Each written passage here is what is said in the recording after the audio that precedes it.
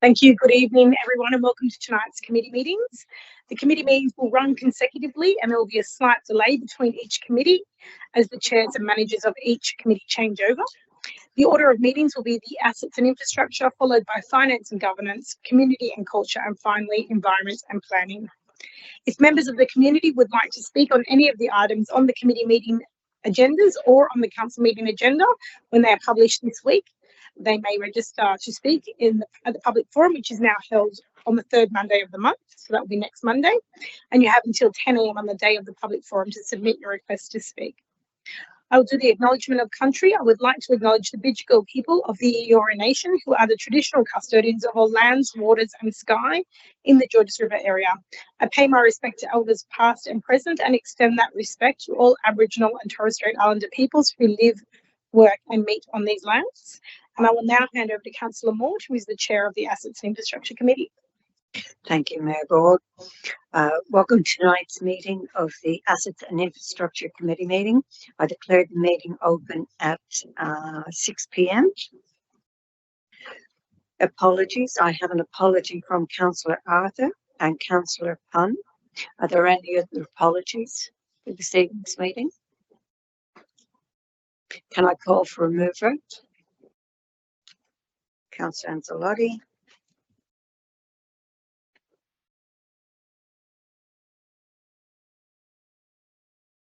And can I call for a seconder?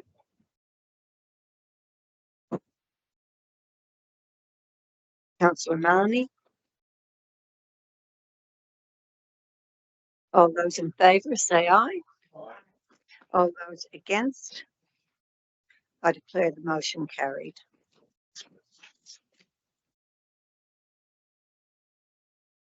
Request to join via audio visual link. I have a request from Councillor Sam Strathopoulos to attend the meeting via audio visual link due to unforeseen medical reasons. I call for a mover. Councillor Liu. And a seconder. Councillor Marnie. All those in favour? All those against? I declare the motion carried.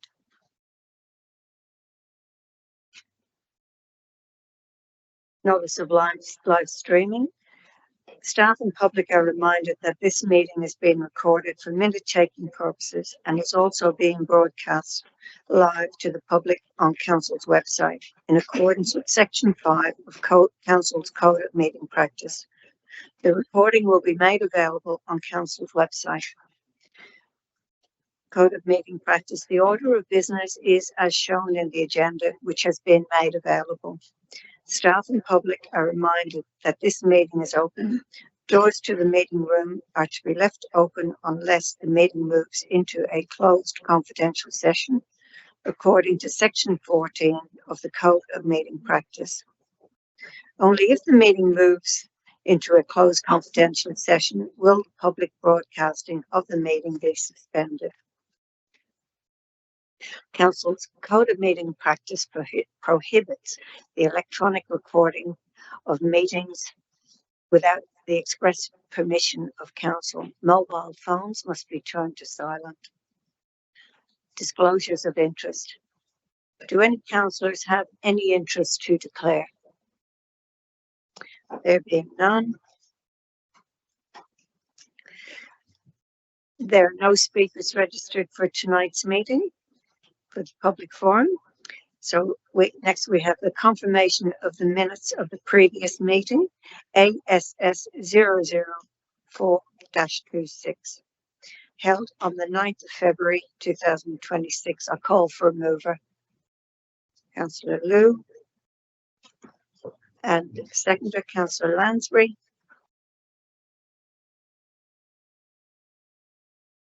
Do any councillors have any questions? If not, I'll call for a vote. All those in favour? Aye. Anyone against? Being no one against, I declare the motion carried.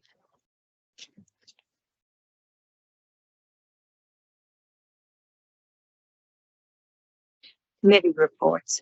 ASS 005-26 report of the local traffic forum meeting held on the 25th of February 2026. Report by the traffic and transport engineer. The recommendation is that the local traffic forum recommendation is for the items from the local transport forum listed on the screen be adopted by council, excluding items LTF 089-25, which has an amendment from Councillor Liu. I call for a mover. Councillor Liu. And a seconder. On the red side. Sorry. Oh, Councillor Jameson. And Councillor Liu seconded that. Okay. All those in favour, I call for a vote. Can I ask a couple of questions, if that's all right? Yes, that's fine. Yeah. If I could just have a quick explanation. So I noticed that on To the director. yeah, through you, Manager. You're talking about Penshurst Street. What's the difference between bus being accepted to taxi accepted? Is it the same thing? Is it just, yeah? Through the chair. That was a request from the RSL club. They used to have a courtesy bus operating out of that club, and they now use, I believe, Ubers or a car, but they have requested that the taxi accepted meets their purposes in front of the RSL club because they no longer run a bus service. And then some more questions. The car parking in Morts Road and that we're talking about, is that just making everything uniform, like all 3-hour parking? Because I noticed that some people say that some people can park all day, their signs weren't clear, or through the chair, it is making all the times parking uniform at 3 hours, but I believe we retain some untimed parking in the middle of that car park. so we still got untimed parking. We are retaining some untimed. And just the Ellen subway, what does it mean by the line marking at Railway Parade Mortar?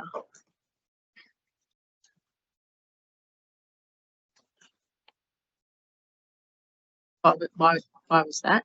Sorry, which item? Sorry, LTF 010-26, Railway Parade Mortdale, proposed changes to line marking.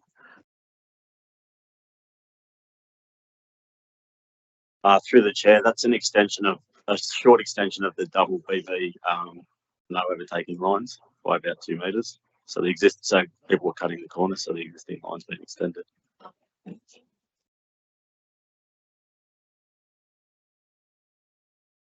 I call for a vote. All those in favour? Anyone against? I declare the motion carried.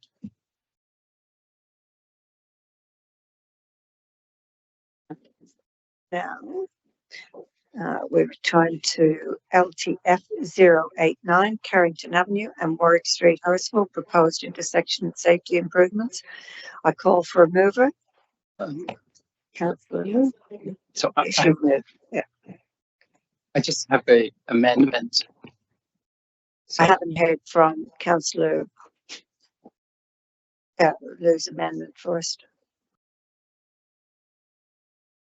Yes, yeah.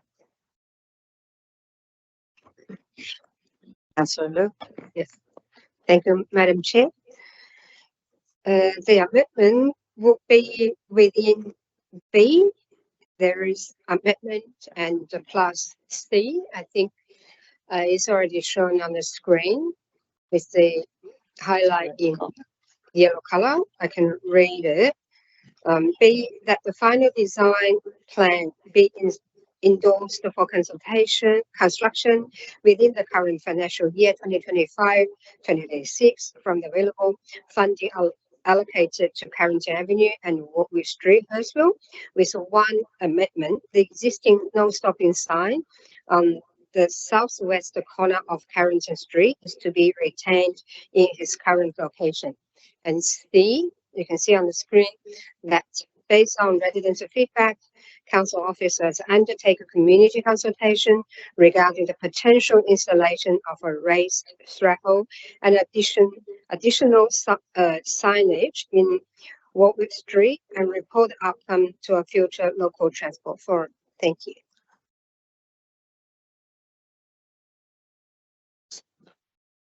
Could I have a seconder for this motion, please? Councillor Wang. Are there any further questions? So actually, I have also a amendment. So how does it work? Have you sent the amendment through to the staff? Your amendment? I just send out. Just send out to. Okay. So I also send it to all the councillors and the rest. Just a very simple one. I had a copy. Is it on the screen? I can send it again. I can't see. Have you got it, Bruce? Oh.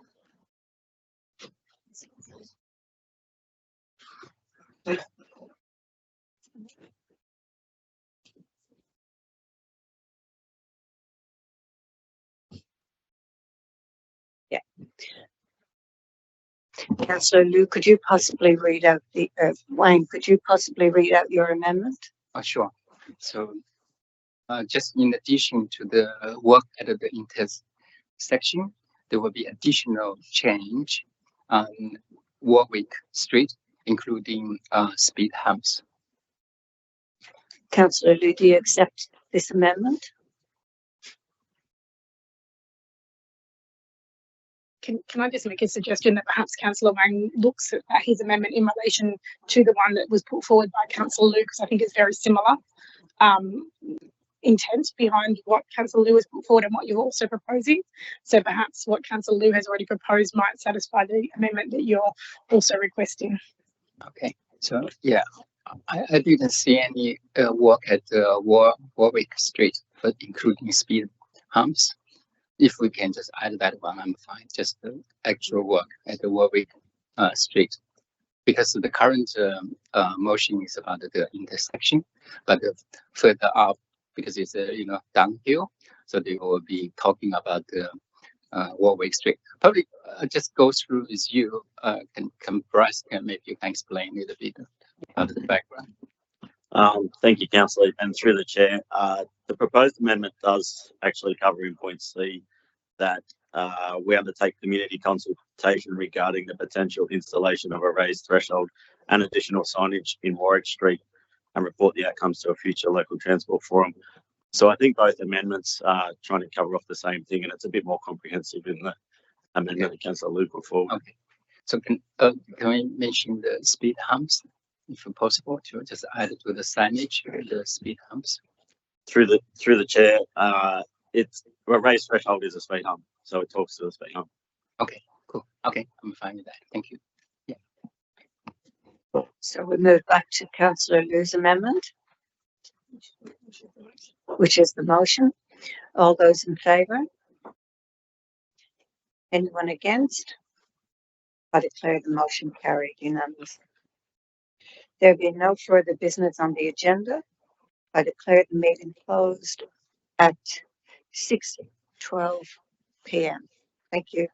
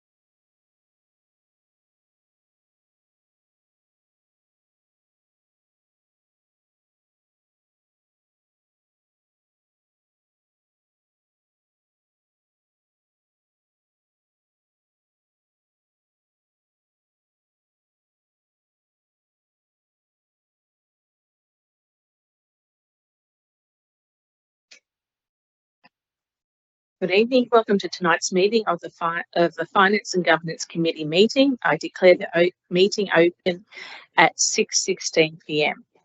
I have an apology from Councillor Tom Arthur and Councillor Leon Pun. Are there any other apologies? Can I please have a motion to accept apologies and grant leave of absence? Moved by Councillor Marnie, seconded by Councillor Alston. Thomas. Had his up Yeah, before I me. thought he, yeah.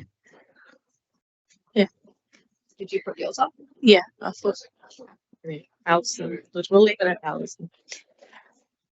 All in favour say aye. Any against? I declare the motion carried. That a request from Councillor Stratokopoulos to attend the meeting remotely via audio visual link be accepted due to unforeseen medical reasons. Can I have a mover and a seconder? Councillor Demosky and Councillor Marnie. All of those in favour say aye. Against? I declare the motion carried. Staff and public are reminded that this meeting is being recorded for minute-taking purposes and is also being broadcast live to the public on Council's website. In accordance with Section 5 of Council Code of Meeting Practice, the recording will be made available on Council's website. The order of business is as shown in the agenda, which has been made available. Staff and public are reminded that this meeting is open. Doors to the meeting room are to be left open unless the meeting moves into a closed confidential session, according to Section 14 of the Code of Meeting Practice. Only if the meeting moves into a closed confidential session will the public broadcasting of the meeting be suspended. Council's Code of Meeting Practice prohibits the electronic recording of meetings without the express permission of Council. Mobile phones must be turned to silent during the meeting. Do any councillors have any interest to declare? No.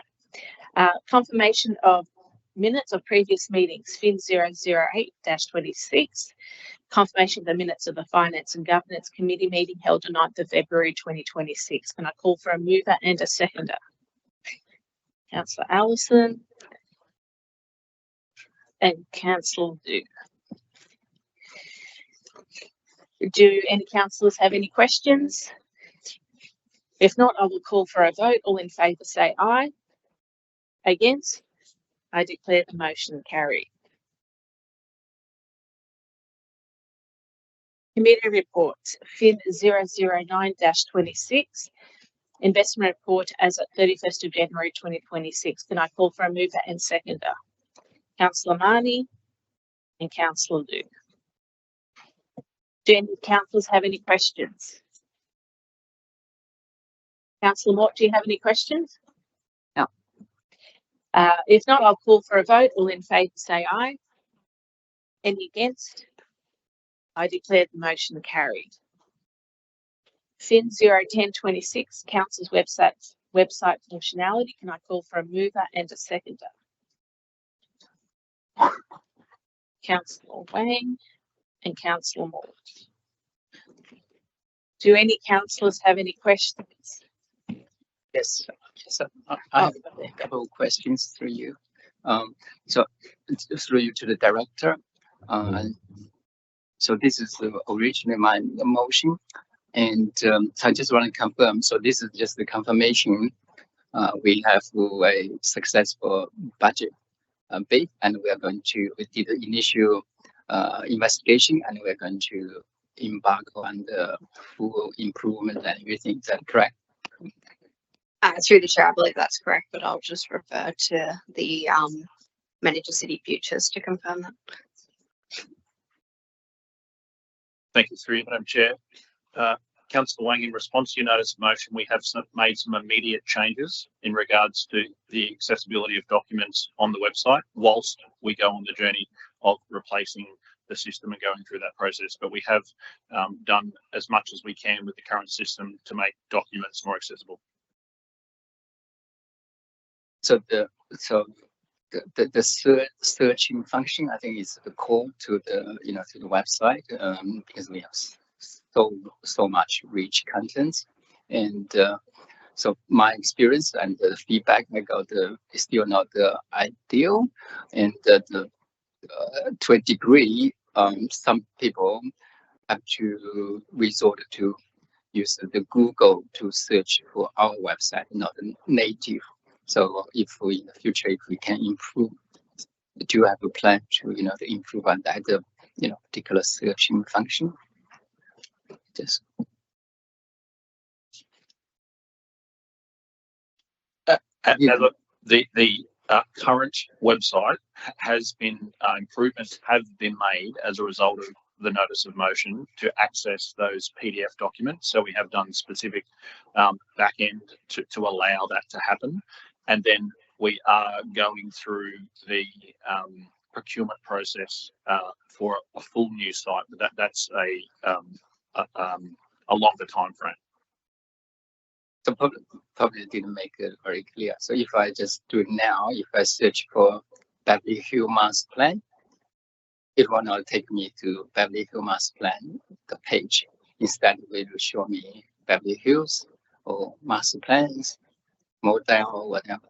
So still the case. Just give you example. Okay. Can I just interrupt? Because it seems like we're going around in circles. So it's the maximum we can do at the moment, we're done. So the search function isn't crash hot, but it's as much as we can do at the moment. Is that what you're asking? And that's the answer. Yes. So when we get a better system, it's going to work much better, but it can only do so much with what we've got. Is that right? Thank you very much. Any other questions? No. If not, I'll call for a vote. All those in favour say aye. All those against? I declare the motion carried. There being no other business on the agenda, I declare this meeting closed at 6:23 p.m.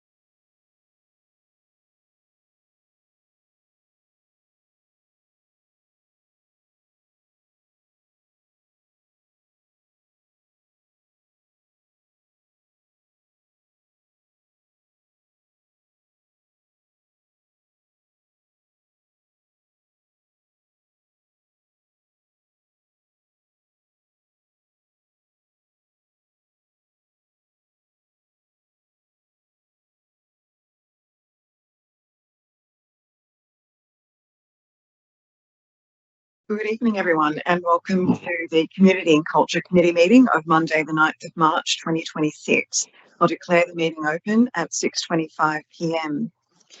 Apologies. We've received an apology from Councillor Tom Arthur and Councillor Leon Pun. Are there any other apologies? Okay, I don't think there are. So can I please have a mover and a seconder to accept these apologies and to grant a leave of absence? Moved by Councillor Allison and seconded by Councillor Liu. Okay, we'll put that to a vote. All those in favour, please say aye.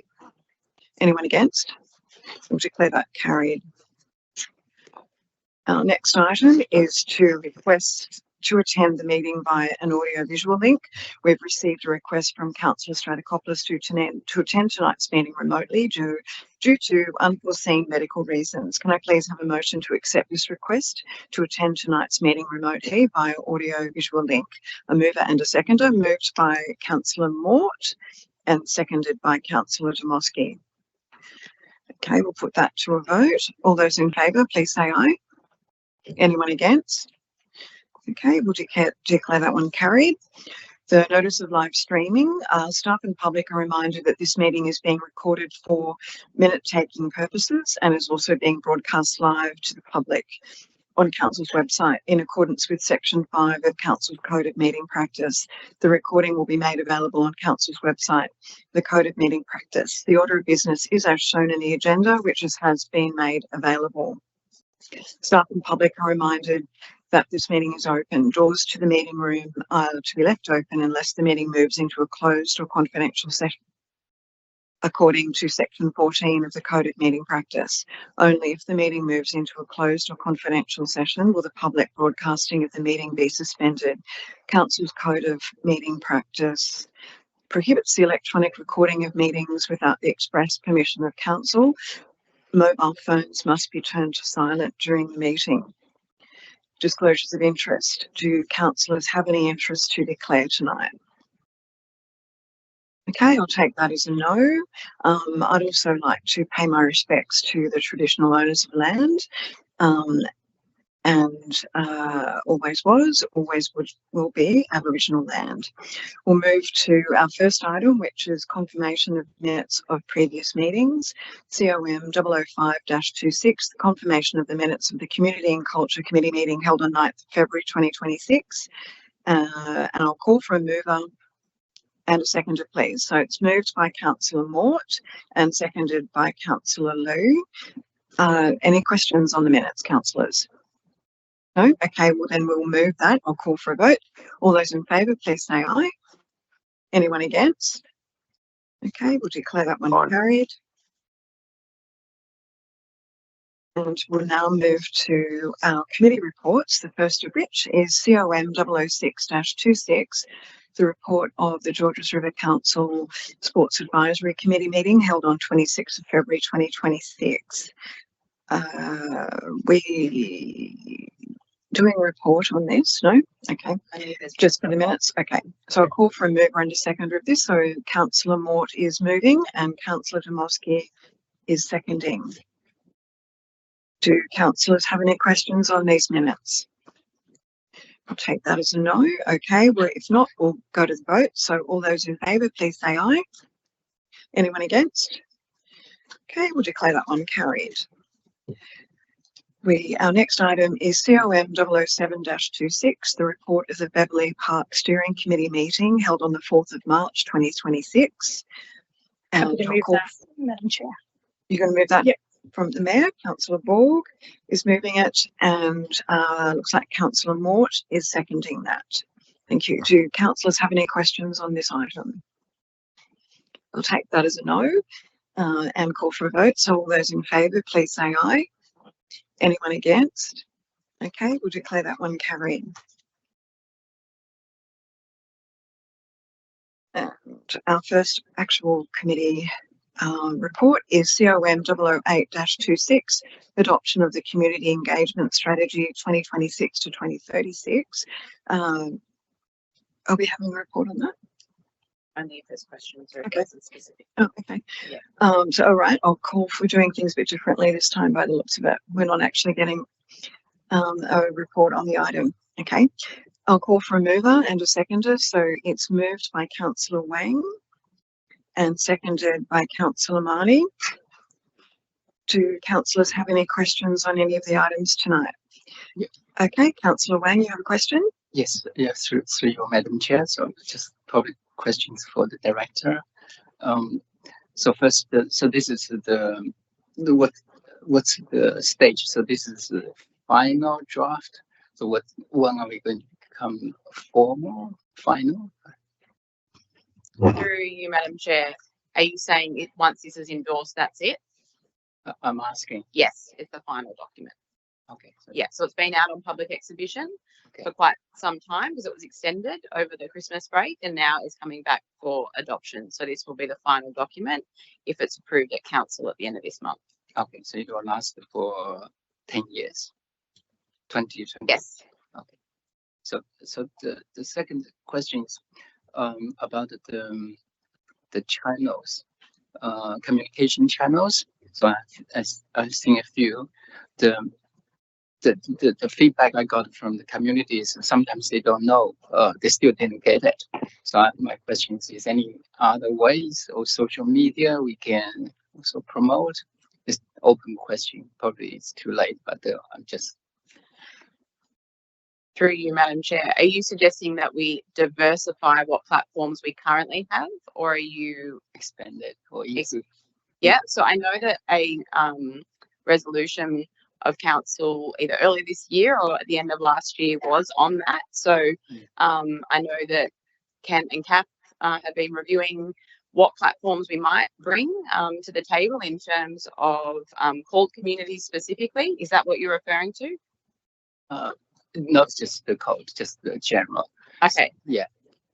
So we have council's endorsed platforms that we currently use, and we are looking to diversify other platforms that you'll see in the upcoming budget. But beyond what's on offer, that's it'd have to be tabled at a separate. Okay. Yeah. So I just give you an example. So if the council is going to close the road or remove the trees, we put on the website, but it turned out the community say, I don't know why you block my business. What are you, is there any way we can help? That's The more notification periods, is that what you're? Yeah. There is a whole section in the document on notification and what things we will notify and consult on. Yeah. Is there a specific thing that you'd like to provide feedback on, or it's more just? Yeah, the road closure, for example. So, road closures. I'll just look at either Kath or Ken. Is there something specific on road closures, or? yeah, just the business, for example, the road closure will affect the business, but they say they didn't know, and suddenly their shop front is closed. And but I'm sure the council put out the notice, but I don't know. Through the director and the chair. So there isn't anything specifically in the community engagement that talks to how we notify on road closures, but it does talk about the channels that we use to do notification to our community. An example would be for that, a public notice on our website. Yes. And we always will work with whoever stakeholders are. Whoever's closing the road, it's not always council, will have notification requirements of their own to notify the people in that immediate vicinity of the road closure. Yeah. So it's often our partners. But this document is about council's commitment to consistent, transparent engagement with the community. Sometimes that is just notification, but it is about using our channels to do that. Okay. Does that answer the question? Yes. So sorry, I just make sure I understand. So we use our channel. Our channel is the fixed, just the website. So the thing is, how many people will monitor the website on a daily basis? You know, if you are running a restaurant, you go to council website to check if the road will be closed today or tomorrow or next week. If there was a road closure impacting a business, I feel like we're being very specific, but that there would be notification to businesses directly impacted by that, depending on who the body was closing the road. I don't know if any other directors want to add to that, but that's a very specific example. This strategy that's before council is about us having very specific notification and engagement conduct with our community, for our staff, our councillors and our community to all be on the same page about what engagement with the community looks like. Okay. So it's not directly related to the road closure. Yeah. I just give some feedback. They are complaining. Suddenly the road is closed. Yeah. Okay. So probably it's not related to the strategy, but maybe related to TFNSW, for example, right? For they didn't hand out the direct notification to the business, right? They should. Is that what you're saying? I'm not aware of the specific example you're using. I would say that they have a notification requirement, particularly if it's not council. That might be best to put this very specific example through to as a council request. Sure. Okay. Thank you. Okay. Thank you. So, Wayne, do you have any other questions? So yes, I have the last question is about the CALD community. So probably I raised before for our communications and even for the especially at the reception, and how are we going to help these people from, don't speak English fluently? Through you, Madam Chair, I think you're talking about the customer experience team. Is that correct? Yeah. Yeah. So this is sort of more than just the customer service team downstairs. This is about how we would engage broadly in the community. Yeah. The item that you're talking about is in the customer experience strategy, which is due for review as a new one will be developed. So we'll take that feedback on board for that particular strategy. Okay. Yeah. Okay. Thanks for the explanation. Thank you. Thank you. Is there any further questions? I actually have a question. It's to do with there was a notice of motion or an amendment that went through a few months ago about including places of public worship, childcare centres, some of the more high profile types of DAs. Sensitive, that's the word I'm searching for. I didn't want to say controversial, but I've said it now. Yeah, more sensitive issues. I thought that was going to be incorporated into the strategy. Have I missed something? Yes, I raised that motion. Yeah. Yeah. Where I'm did not that sure. end up landing? Is that Kath? You were going to answer that?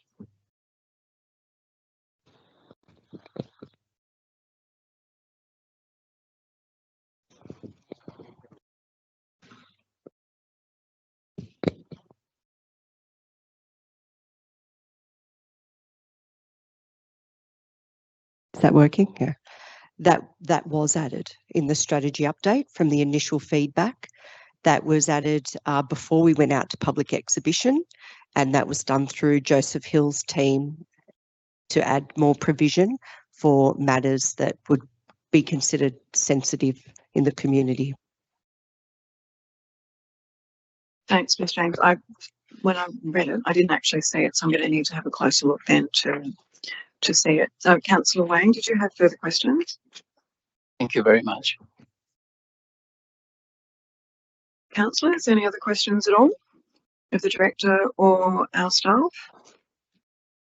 Okay, if that's the case, we have a mover. It was moved by Councillor Wang and seconded by Councillor Marnie.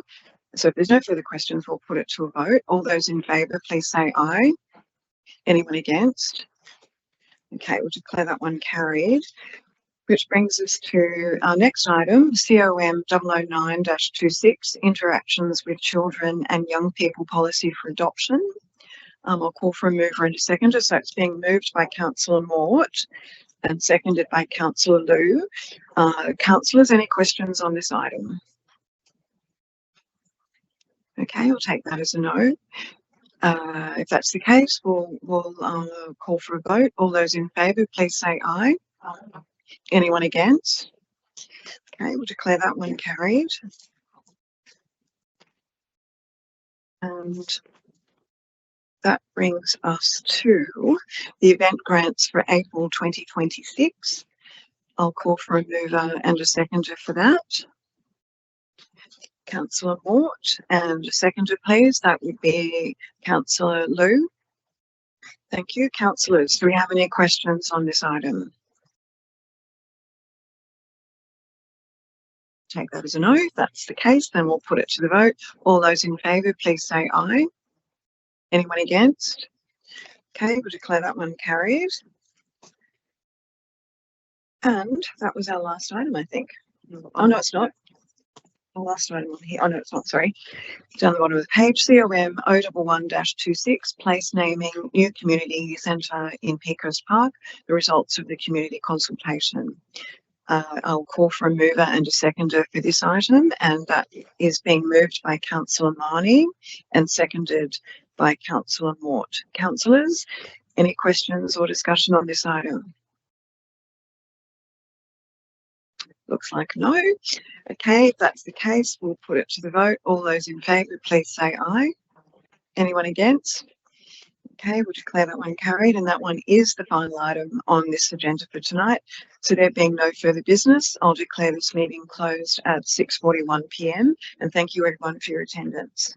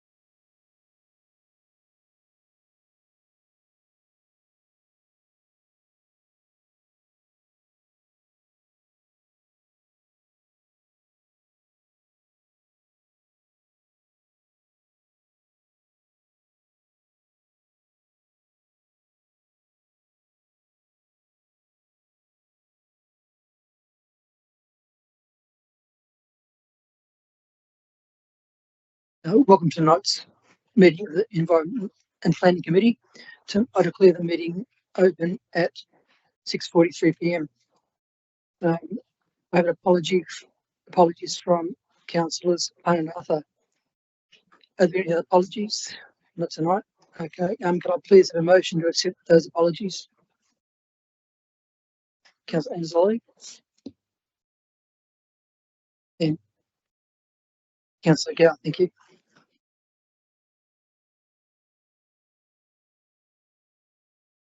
All those in favour of accepting those apologies, please say aye. Anyone against? I'll declare the motion carried.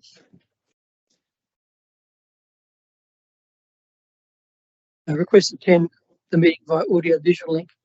I have a motion that request from Councillor Stratokopoulos to attend the meeting remotely by audio visual link be accepted due to unforeseen medical reasons.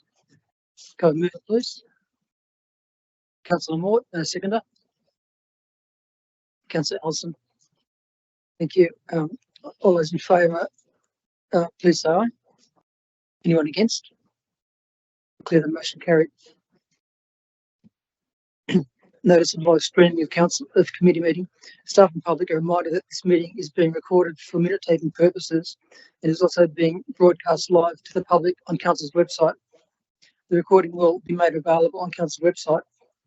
Code of meeting practice. The order of business is as shown in the agenda, which has been made available. Staff and public are reminded that this meeting is open.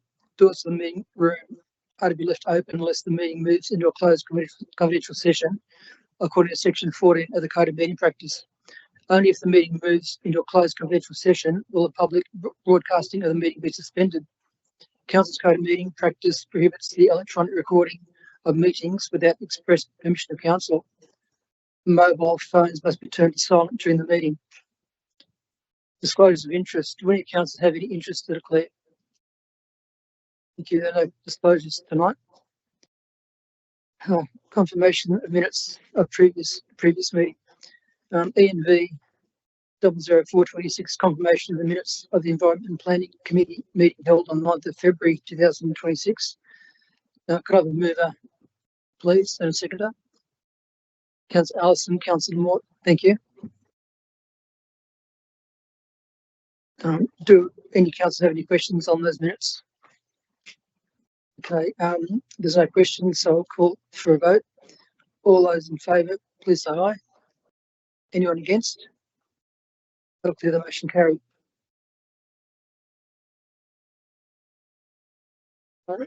We start on committee reports. First committee report is E&B 00526, outcomes of public exhibition, planning proposal for reclassification of part of Moore Park, Beverley Park. Can I call for a mover on that item? Councillor Mort and Councillor Allison. Are there any questions on that agenda item at all? Okay, in that case, I'll call for a vote. All those in favour say aye. Anybody against? I declare the motion carried. Thank you. The next item is ENV 00626, endorsement of the MSC pipeline hazard analysis planning proposal for Gateway. Before we move to any discussion, sorry, could I call for a move on that report, please? Councillor Liu and Councillor Lansbury.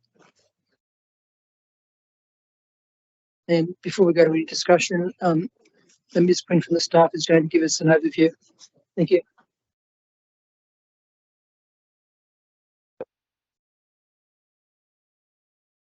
Thank you, Mr. Chair, through you. At the meeting that Council held on the 17th of November in 2025, Council took the proactive action by noting the Arisga hazard report and resolving to prepare a planning proposal to strengthen safety controls and reduce the community's exposure to unfortunate events of fatality in this regard in relation to the gas pipeline. The hazard report identified a reduced risk to residential intensification as a result of the subject pipeline being repurposed to carry natural gas instead of ethane. However, it did recommend council to consider restricting sensitive land uses within 200 meters of the pipeline in accordance with the best practice principle of land use safety planning, which is the avoidance of all avoidable risks. The planning proposal has now been prepared with the aim of enhancing community safety while balancing growth. It contains two key changes. The first one is to expand the activity hazard risk map by applying a 200-meter buffer along the full length of the subject pipeline. It will replace the current affectation that is on number 1 to 13 Baril Road, Nawi at the moment. The second change is to update the existing clause 6.16 to include respite daycare centres and correctional centres as the additional sensitive land uses requiring stronger controls. Under the proposed amendments, DAs for these sensitive land uses within 200 meters of the pipeline must be notified to the Department of Planning to seek their advice and address their comments before the DA can be approved. The proposed changes will not prohibit extensive land use development from being proposed, nor will it impact existing sensitive land uses within this area. The subject planning proposal was referred to the local planning panel on the 19th of February and received support from the panel to progress to Gateway. Tonight's report seeks council's endorsement seeks committee's endorsement to forward the planning proposal to the Department of Planning for a gateway determination.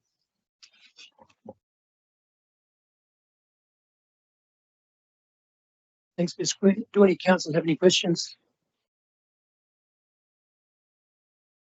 Okay, so Lottie, sorry. Yeah, thank you. Can we just clarify? So the buffer zone is now going to extend across the whole LGA where that pipeline runs. So it's not just Beverly Hills. We're talking about Riverwood, Nawi, and Kingsgrove as well. Yeah. So to the director. Yeah.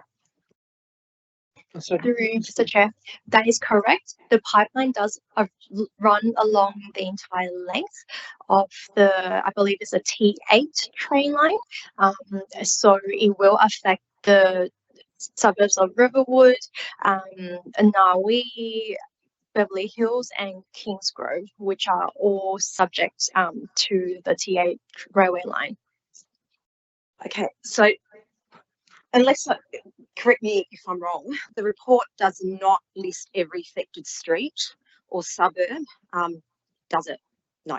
So I think for best practice and for transparency, that the report should really state clearly for our residents who will be impacted by this, the streets that are going to be part of that 200-metre corridor of that sensitive development area. So my understanding in Riverwood, streets near the railway line on the southern edge of Riverwood, the exact streets aren't listed, but those close to the railway corridor are most likely. In Nawi, you know, it's Birrell Street.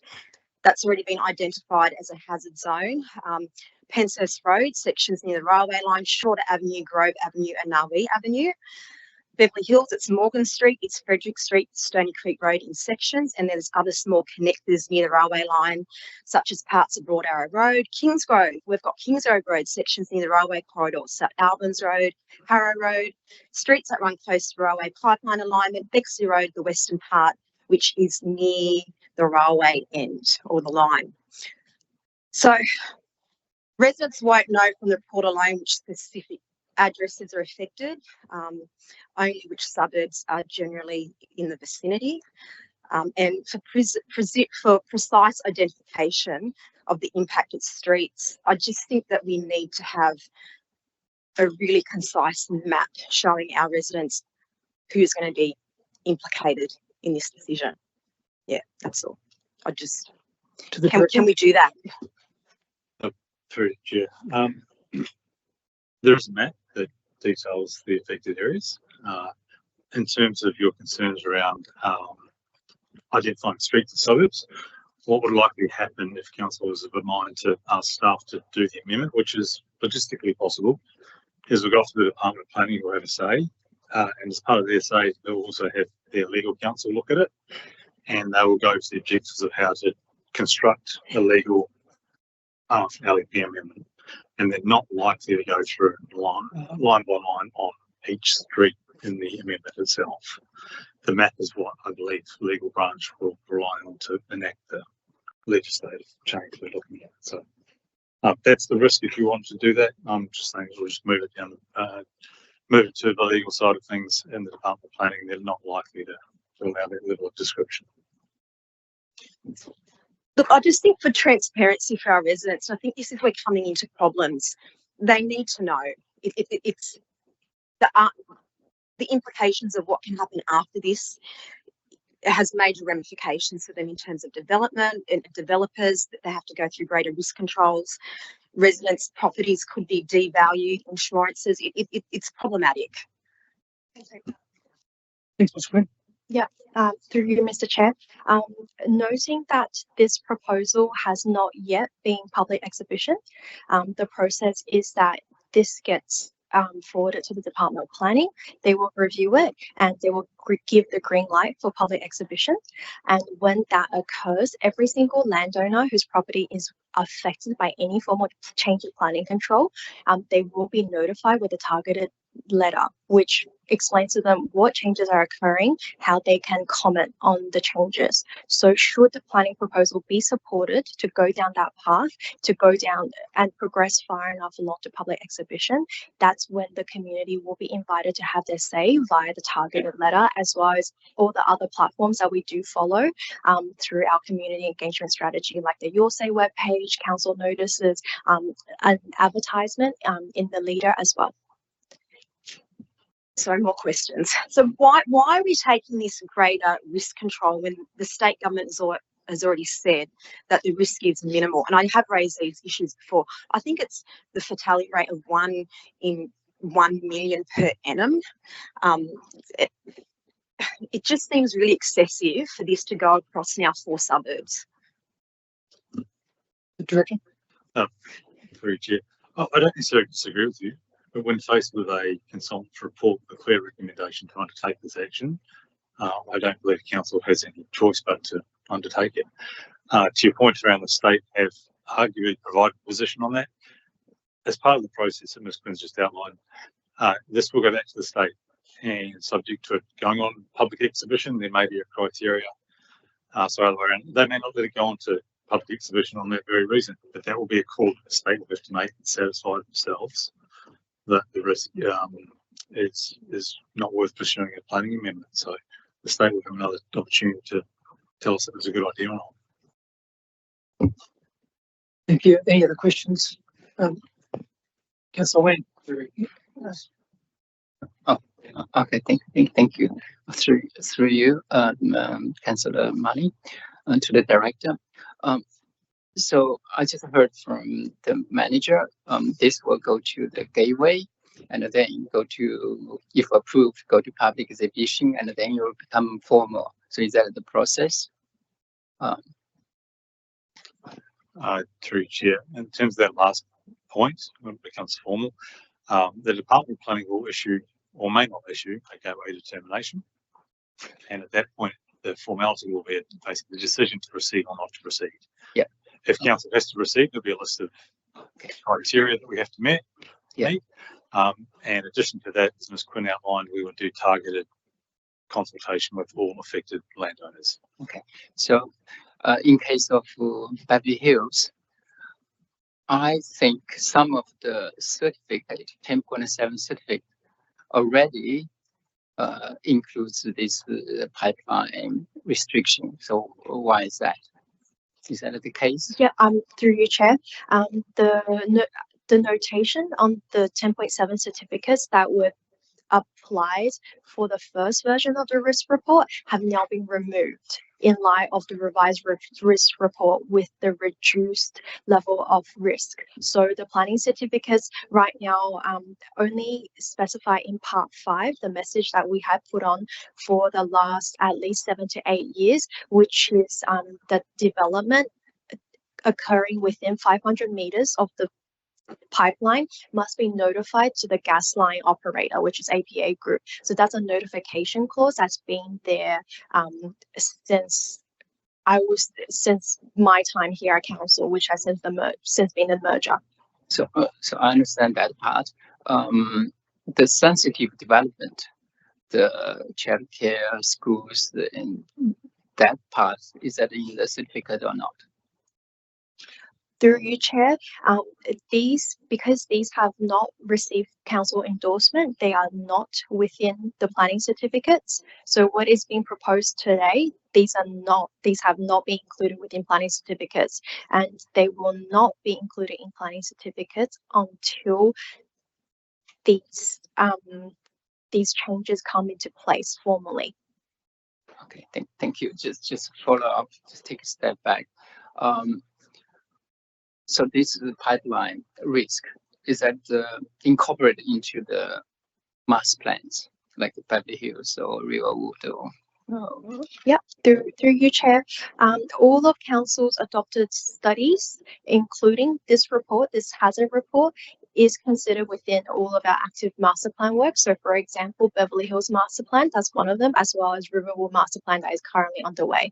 All of our adopted strategies and policies and studies have been given to our consultants to incorporate into the respective master plans. Okay, thank you. So even though it's not formally approved by the state, so of course the master plan has to be approved by the state as well.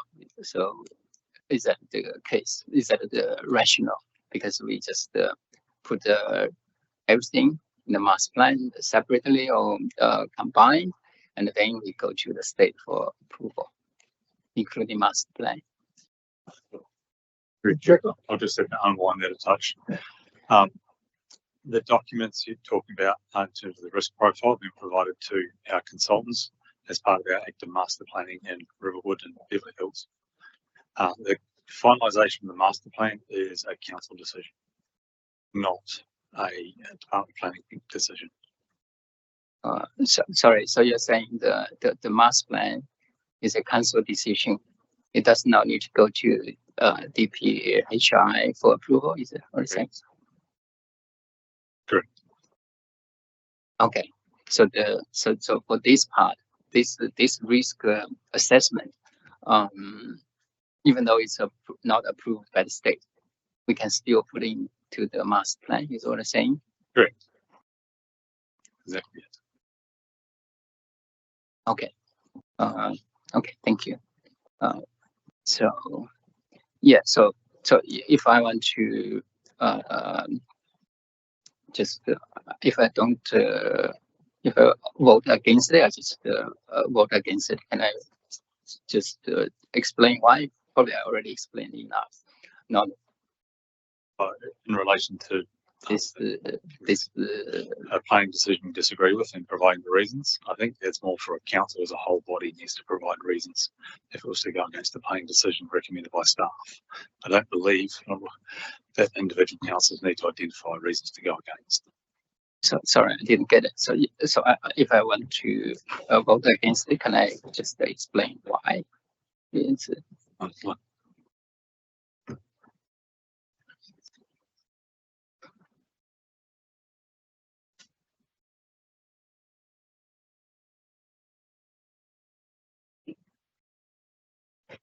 Through you, Mr. Chair, if the officer's recommendation is being changed at council level, there needs to be a reason why you want to change the council the officer's recommendation. So it needs to be stated in the minutes as well.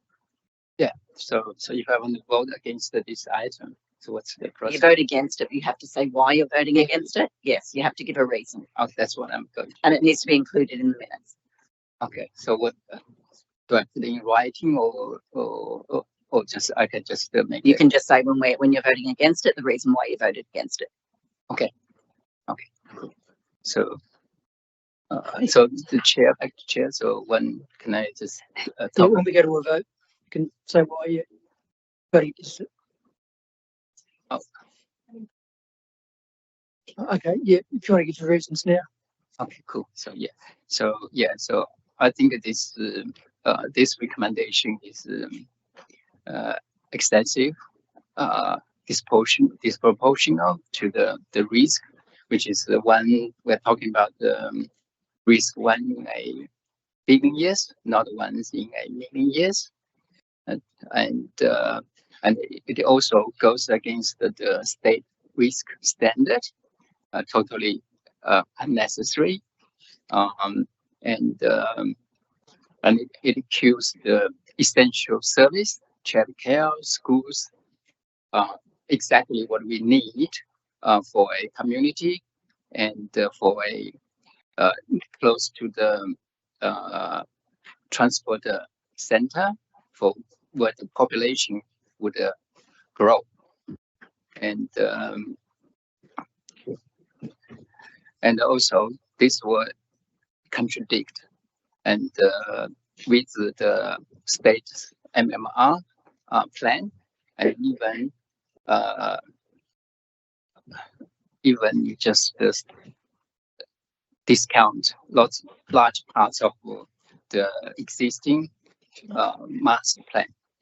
So it kills the whole progress and the development unnecessary, and it creates actual paperwork for the council, for the state, and the state may just reject it. So it's a waste of effort, and that's why I vote against it. Yeah.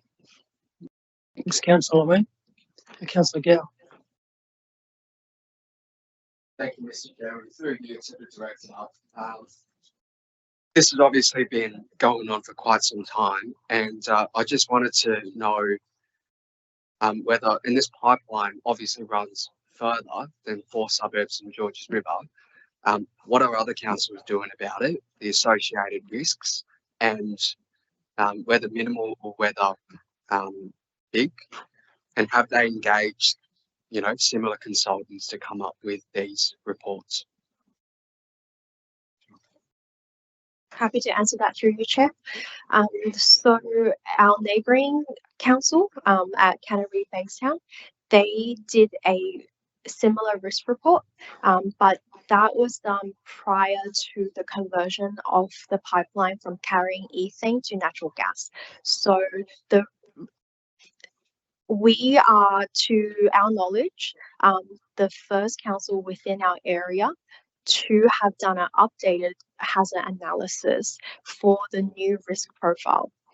So with our neighbouring council, for example, they have extremely onerous controls within their DCP about what developments must do when they are located within close proximity to the pipeline, and their controls extend to residential development. So we're talking it's essentially concrete bunker walls just to enable developments to be sited close to the gas pipeline. So they have not done an update like we have, where we are seeking for this control to be added so that when sensitive use developments occur, they are referred to the state government, where they and their in-house risk experts can then review the development proposal and let us know whether or not they are supportive of the development or not. Because we acknowledge in-house that we do not have the expertise required to assess risk, especially in this instance, hazardous industry risk. So that is why this control is being proposed, and that we are unique in that case because of the updated nature of our report.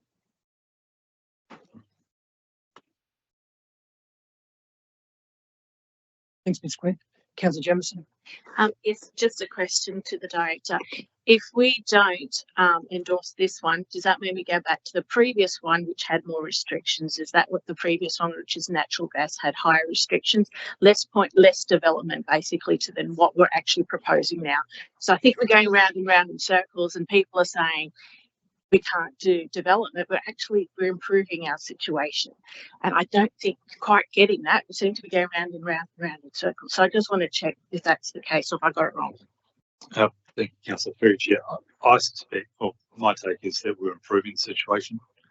The answer from Ms. Quinn, the most important part was we don't have the expertise internally. However, you are caught by a proximity to a lower risk profile, obviously, than what was there before. And we engage with external bodies to provide the advice on a development, unlike the neighbouring councils, which obviously have very strict control. So Notwithstanding some of the other comments before, it is still very difficult planning legislation to get through, but arguably we're invoking the right professional advice through a third-party body for the referral process, which is what assessment applications invariably do. Councillor Gow. Mr. Chair, what makes George River? Oh, sorry. Thank you, Mr. Chair. What makes Georges River Council more unique than Canterbury Bankstown Council, for instance? Why is it that this pipeline is more of a risk apparently to us, to Georges River, than comparatively to Canterbury Bankstown? Yeah, okay. Geographically, it runs through almost the same region. What makes us unique, Councillor, is just timing, really. There's a change in profile. We're the first cab off the rank, first council off the rank to update its risk profile. That's how unique we are. That's as simple as it needs to be. Thanks, Rick.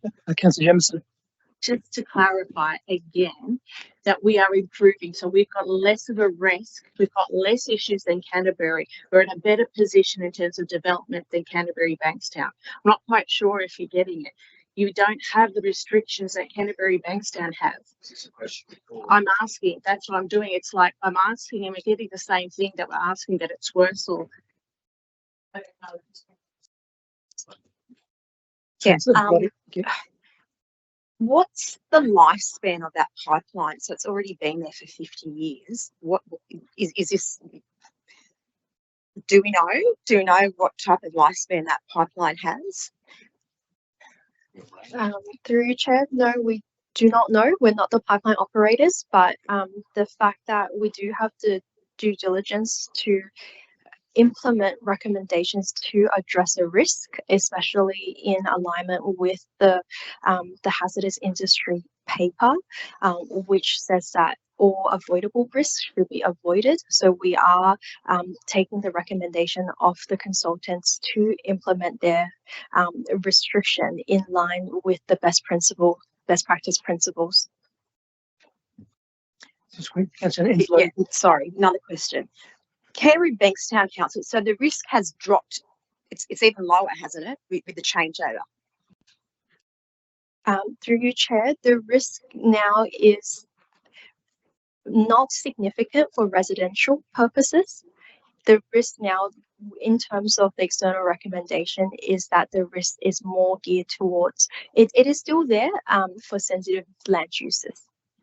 But since the changeover with the gases, the risk is significantly lower compared to in Canterbury Bankstown, who use the same external company, the consultants, for their report. It's less. Yeah. Question, please. So the risk is lower. So when George River Council have gone through their risk report, comparing that to Canterbury Bankstown with the changeover of gas, the risk is lower compared to when Canterbury Bankstown did their reports. Through Chair, we haven't done the critique with Canterbury Bankstown. We're in a different time. As I said to Councillor Gow before, the risk is lower. That's a good thing for the likes of Beverly Hills Master Plan. So we're updating that master plan because of that lower risk. But in terms of finding out through an external professional consultant, they've asked us pretty clearly to do this additional piece of work. So that's where we are unique. We're in a position where we are updating the risk profile based on the change that happened a year ago. So that's as much as I can explain. So. Thanks, Rick. Councillor Wayne. Yeah, just through you, through your chair to probably to Ms. Chen, right? So you said Bankstown, Canterbury Bankstown has the strict limitation. So I have some doubt about them. My understanding is they didn't do a very comprehensive study like ours even before, and they, in principle, they just take what the state says and the pipeline APA says. And can I just refer to another council, the Bayside Council, to have we do the cross check with the Bayside, the council's risk management, because we are having the same pipeline going through the Woolite Creek. As you know, they have like 20, 30 stories right on top of this pipeline. So can you make some comments for that one? Thank you. Through you, Chair, we don't have any further comments to make. We've had a number of questions around the same issue. I feel as though we're answering the same, or providing the same answer. While a correct example we've answered several times before, the critique of Canterbury Bankstown as well. Ms. Quinn's provided some insight, but now we're at the point where we're basically going to give you the same answer we've provided several times. We're at a different time, doing updated master planning, updated hazard analysis, and you right to ask questions, but I think they're on the same theme they have been for some time now. Thanks, Director. Do any of the councillors have any questions or comments? Okay, I have one comment myself. Sorry, Councillor Lansbury. Thanks, Mr. Chair. I didn't actually have a question. I just wanted to speak in support of the recommendation as I seconded it. It's I'm just amazed that we're still having the same conversation about this that we've had several times now. You just need to go to the first recommendation that all avoidable risks should be avoided. That to me is enough for us to be considering not including sensitive developments within this particular 200-metre buffer zone. It doesn't mean that there can't be residential development. It just means that we need to protect, what does it say here? Placing of vulnerable individuals in close proximity to the pipeline could be avoided and warrant precautionary land use controls, which is what the council officer recommendation is calling for here. So the councillors who are not supportive of this are essentially saying that you want to put babies, old people and school kids in harm's way, potentially. Because that's what you're saying by not wanting to exclude sensitive use development in this particular location. And just because Canterbury Bankstown isn't doing it, then we should be following their lead. Well, if you guys feel that strongly about it, perhaps you should be representing the residents of Canterbury Bankstown rather than Georges River. Our job here is to make decisions in the interest of Georges River residents, and that's what this recommendation is. And it's a very circular argument that we keep coming back to time and time again. As Councillor Jamieson said, I don't think you actually understand what the recommendation is saying, some of you. It's not saying that there can be no development. It's not saying that this particular 200-metre buffer zone is going to be sterile and just completely inaccessible and bound off by barbed wire. It's not the case at all. It's still going to be able to be developed, but in a way that is safe. Now, your job as councillors is to support recommendations that is going to ensure the safety of our residents, and the council officer recommendation, again on the paper, that we seem to debate every time this particular issue comes to us, is, as it appears, to question why we're doing it, suggests to me that you don't really understand what the recommendation is. If you don't, then perhaps you need to have a conversation with the director directly to explain that, because what we're doing here is allowing development to occur in a sensitive, constructive way that is not going to put vulnerable people at risk. The end. Thanks, Councillor Lansbury. Through you, Mr. Chair. Through you, Mr. Chair. Councillor Lansbury, I hope you understand the significant concern of Georges River local residents about this pipeline. This pipeline obviously extends far beyond Georges River Council. Residents have asked questions to us as elected representatives to the council on multiple occasions. Our jobs is to question the reports that are presented to us. It is our right to do so. We want to be able to make decisions that are, in the long term, going to benefit the residents here. So, as elected representatives, this is our job. Thanks. Councillor. Yeah, Mayor Ball. Thank you, Mr. Chair. I would just also like to speak in support of this recommendation. I agree, Councillor Gower, our job is to ask questions, and I think Ms. Quinn has done an excellent job tonight in very clearly and articulately explaining why this recommendation is put before us. If I can summarise up what I perceive to be the situation, is the fact is that the pipeline has a lower risk. It's lower risk for Canterbury, it's lower risk for us, it's lower risk for everybody along the line. That is the reality. Our council is moving ahead to reframe our planning based on the lower risk.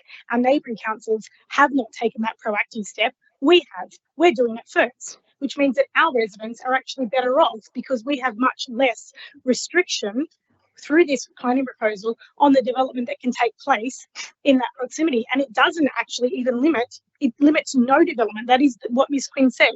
You can build a childcare centre, you can build a school, you can build all of these sensitive sites, sensitive uses in the zone, in the 200-metre buffer zone. You just have to get a referral to the planning minister to do so. So there's no restriction at all. Whereas Ms. Quinn has explained that in Canterbury Bankstown, they don't have a planning proposal specific to this, but they manage the risk through their DCP, which has a much greater burden on the restriction of development for their residents in that zone. So I think this is a really good outcome for Georges River and our residents and for development in Beverly Hills. And I think that the staff have done an excellent job explaining that to us tonight. So I will be supporting the recommendation because to me, it's really simple and clear. And there is no restriction on the development in this area if you actually listen to the answers to the questions that you've posed. Through you, Mr. Chair. Through you, Mr. Chair. Through you, Mr. Chair. Residents have obviously been asking questions, and obviously they are concerned about some, potentially unintended consequences of this report. So, through you, Mr. Chair, to the director, what are some unintended consequences that you can think of right now to put on the record? I'll take that one on notice, Councillor Gale. I move that we put the motion, Mr. Chair. Councillor Domosky. Thank you. Good to you, Chair. I'm just trying to understand what my colleague councillors are trying to achieve exactly. Is it to avoid this 200-metre buffer zone, or what exactly we are trying to achieve with this? Because I've heard a lot of arguments, but I'm still not clear what exactly we're trying to achieve, because I had people from Beverly Hills texting me directly that I'm against progress and I'm against development in Beverly Hills, and that I'm holding the progress if I'm not, specifically with Councillor Wang and Councillor Gao. But I'm not sure what we're trying to achieve. There's a buffer zone of 200 meters. Are we trying to avoid that buffer zone and build on top of it?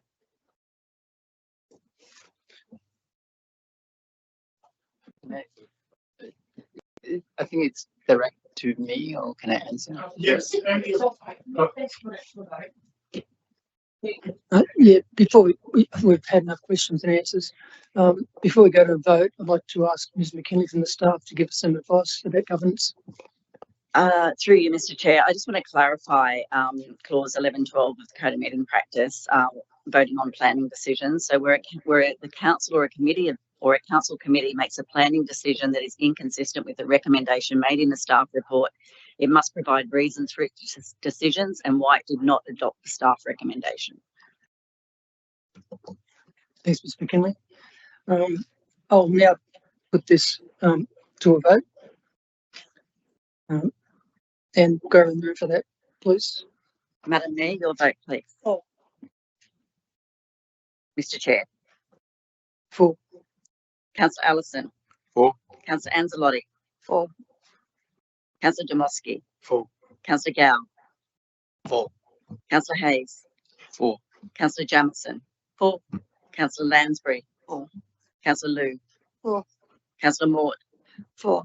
Councillor Stratikopoulos. For. Councillor Wang. Against. I already provided reason. 12 votes for and 1 vote against. Thank you. Declare the motion carried. Yeah, so I need to provide a reason, right? Yeah. We only need that. Sorry, Councillor Wang. We only need that if the council, the whole committee didn't support the recommendation. So the motion was carried. Okay, so I made my point. Okay, thank you.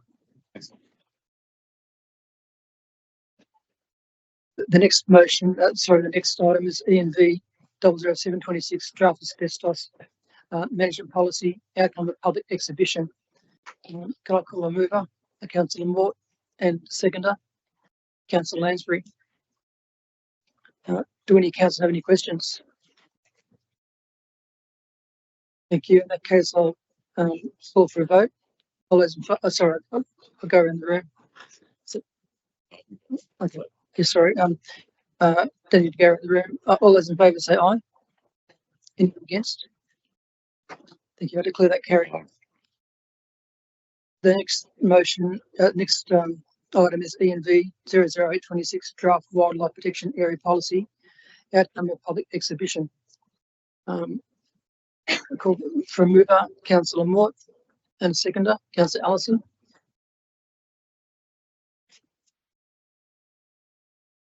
Do any councillors have any questions? Okay, in that case, I'll put it to a vote. All those in favour say aye. Anyone against? Aye. Declare that carried. Next item is ENV 00926 Georgia River tree canopy targets for Georgia River LGA by 2038 progress update 2026. Can I call for a mover and a seconder? Councillor Liu and Councillor Mort. And before we go to any discussion, Mr. Simpson of the staff is going to give us an overview. Thank you. Thank you, through the chair. So this report provides an update on Council's progress towards its adopted tree canopy targets of 40% by 2038, first adopted in 2019. At the time of writing this report, the tree canopy data from the department was not released for the 24-25 summer period. However, we do have our existing canopy cover statistics from 2019 and 2022, which was the last report of canopy target statistics was 20.59% in 2022. Since the last report was provided to Council in December 2023, Council has continued to deliver a number of new tree planting projects and programs and initiatives for private land, strengthened our tree management policy, continued our tree compliance inspections enforcement, delivered community education and awareness campaigns, and secured external funding for tree planting projects. However, there's more that needs to be done in order for Council to meet its adopted tree canopy targets. Currently, there's insufficient funding for planting on public land, limited resources for Council's compliance officers to inspect replacement plantings for private land, and a need was identified for a strategic planting strategy in order for Council to meet its adopted targets by 2038.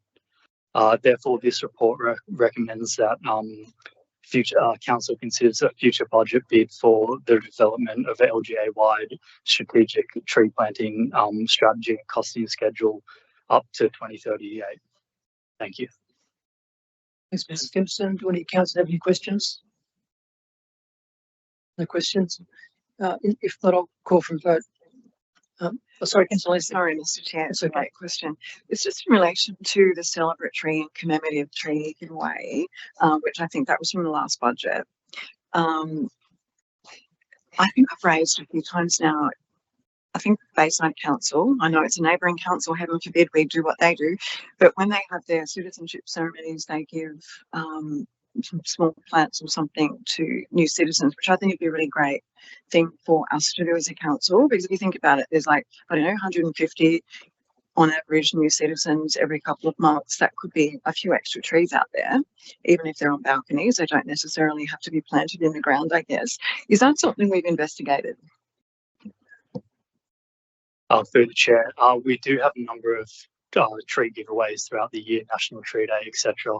However, if we were to roll out something like that, we'd need further budget, I believe. But it's definitely something we could consider. Thank you. Any other questions from the councillors or any discussion? I can't put this to a vote. All those in favour? So, anybody against? Okay, that carries.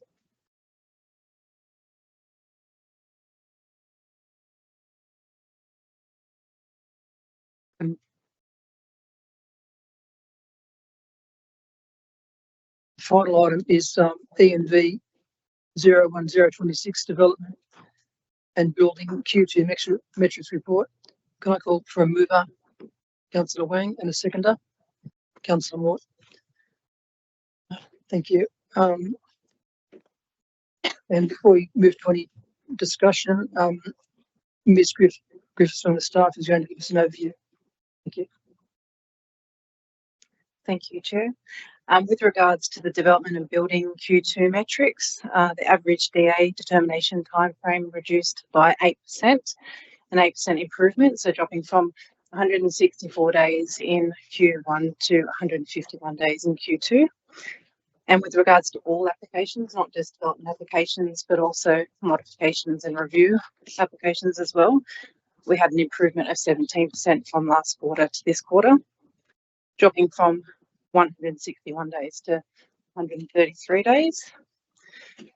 These results were from a targeted improvement initiatives led by the development and building team. A couple of those initiatives was the Development Acceleration Panel, which is a weekly meeting from the leadership team, which we look at delayed or complex matters and rapid removal of blockages on all applications with a clear direction moving forward. Structured case management that shortens turnaround times.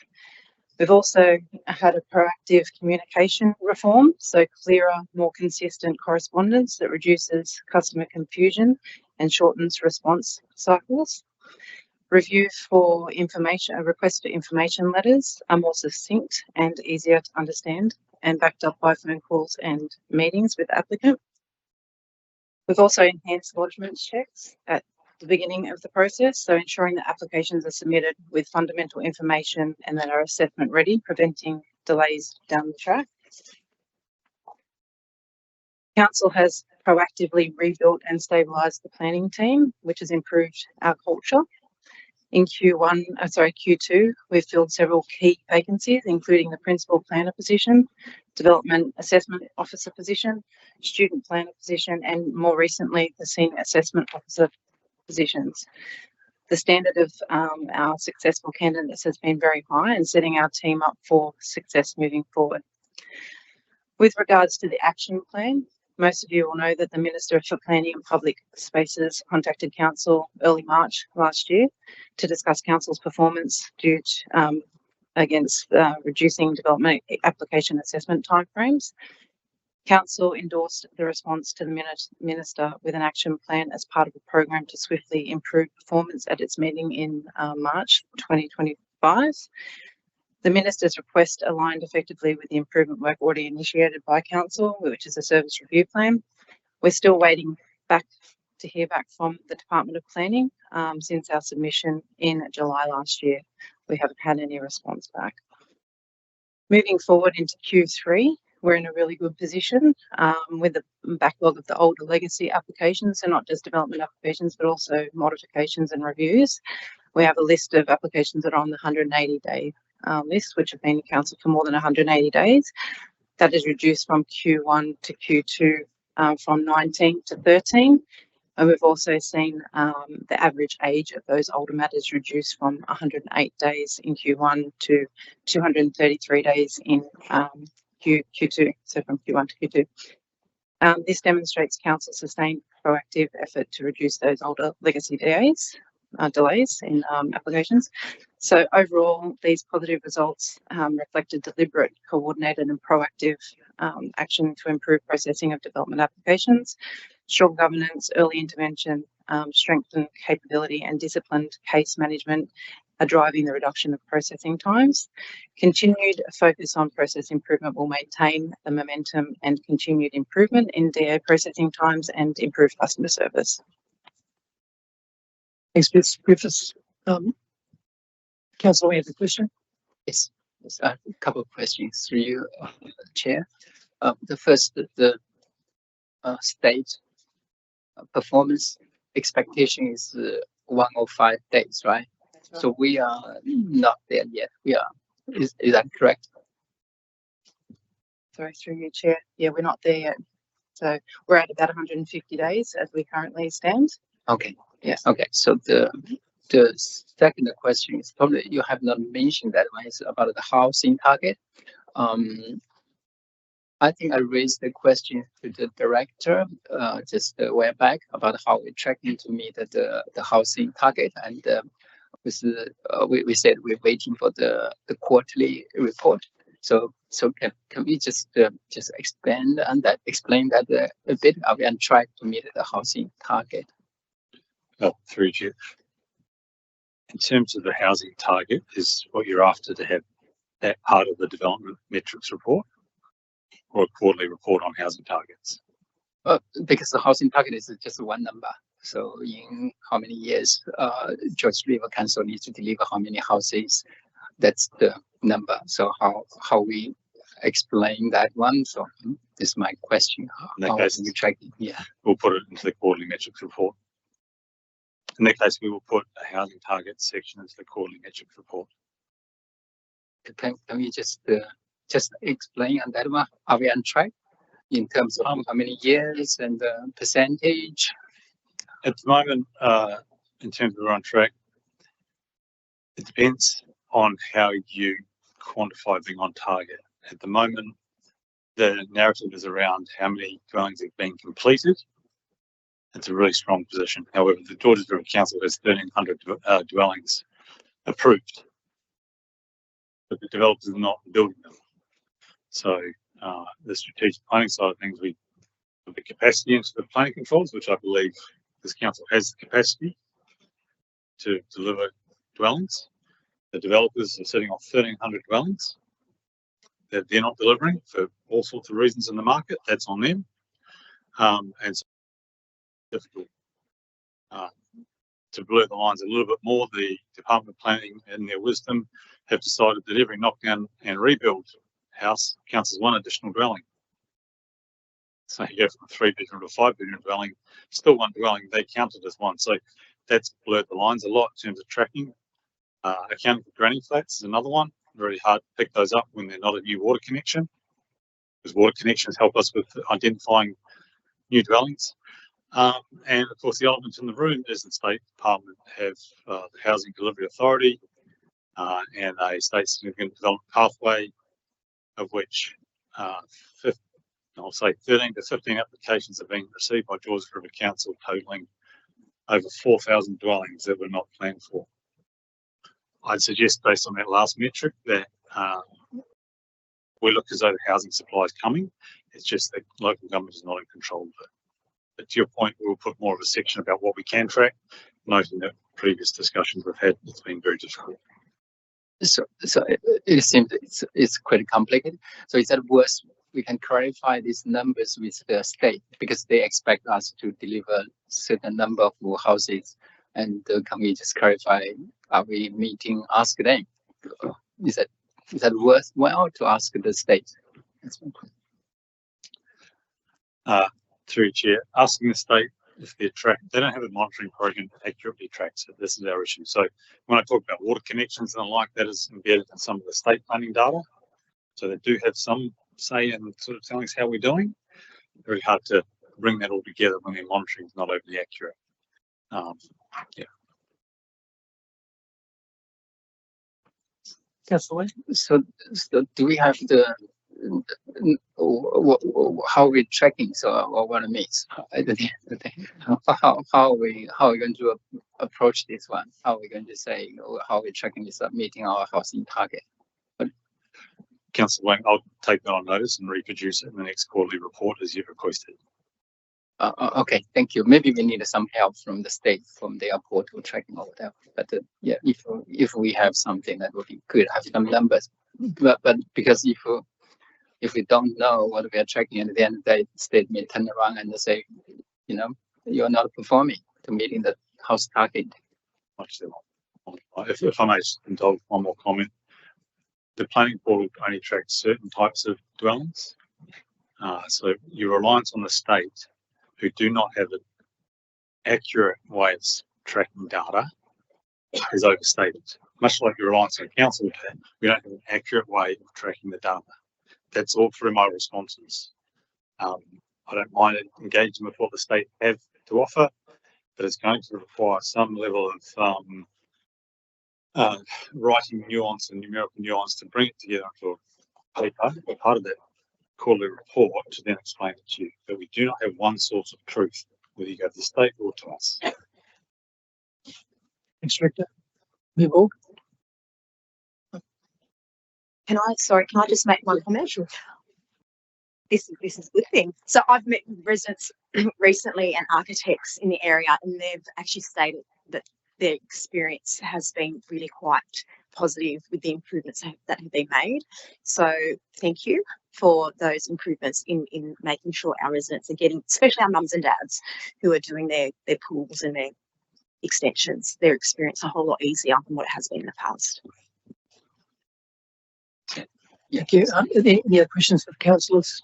Councillor Wang. So last question. So my feedback is they have some quite negative experience because people are saying they have the same address, but their DA was refused and were asked to raise another DA again, and it's not a isolated incident. And I actually raised the question for this month. Maybe we can just explain a little bit. Is that a common practice or how? Yeah.